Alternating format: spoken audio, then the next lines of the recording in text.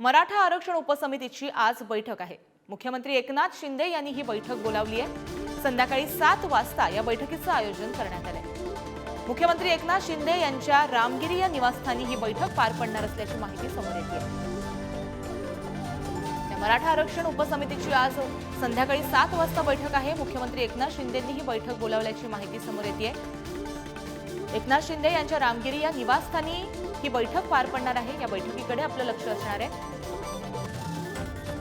या संपूर्ण बैठकीमध्ये मराठा आरक्षणाबाबत काय चर्चा होते, त्याचबरोबर जसजशी अल्टिमेटमची तारीख जवळ येते तसतसं सरकार सुद्धा ऍक्शन मोडवर आलेलं दिसतंय। आपण पाहिलं होतं की याआधी सुद्धा सरकारचं शिष्टमंडळ हे मनोज जरांगेंची भेट घेत होतं आणि सरसकट मराठा आरक्षण मिळण्यासाठी वेळही वाढवून मागत होतं। त्याबाबत जरांगे पाटील सुद्धा तितकंच आक्रमक पवित्रा घेतलेला आणि त्यांच्या जे मुद्दे आहेत, त्यांचं जे उद्दिष्ट आहे त्याच्यावरती ठाम होते।